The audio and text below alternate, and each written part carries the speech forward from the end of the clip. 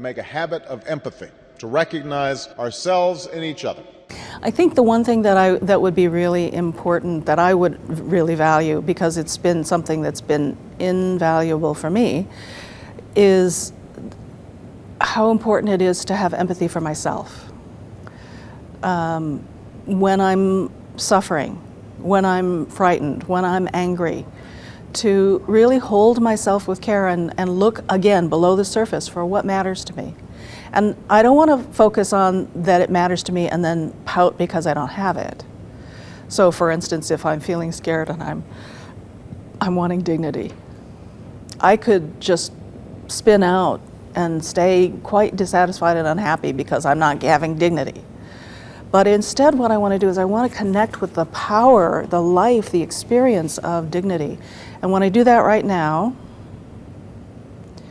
I notice a spreading relaxation from about the solar plexus up and down, and a sense of opening. And when I connect with that, then it doesn't matter to me whether this person out there can give it to me or not. I just gave it to me. So I really take the time to connect with the power, the life of what the needs are, what's important to a person, what's important to me, and let myself take a little dip into that experience. Because each time I do, it takes that protection of closing the heart or defensiveness, and it just relaxes it a little. And I live the life I want to live more. Okay, great. Sometimes I really like what you're saying about the self-empathy, because there's this idea out there that you have to sacrifice yourself kind of for the other, and you kind of like suppress yourself, and then you have empathy, and I don't buy that. I think that that's a real dangerous setup, because what I've come to appreciate about the work that I'm learning over these last 9 years is that we want to hold everyone's needs with care. That means not just yours. Because if I only hold yours with care, I'm going to resent you and I'm going to lose self-respect. And if I only go for what I want, then you're going to resent me and lose self-respect. So it's not a value to do either or.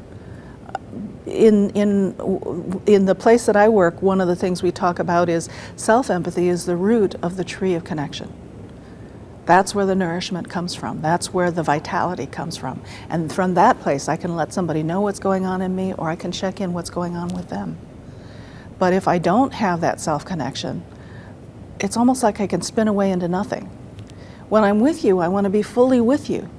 But then I want to check back with me to let you know what's going on with me. So otherwise, it's all one direction. It's not with. It's not the two hands together. That's how I've seen it. The self-empathy is a fostering of empathy for the other person. It's like, as you empathize, you are allowing the person to go deeper into you, and them to go deeper into themselves. So it's like presence. Yeah, it's about presence. Yeah.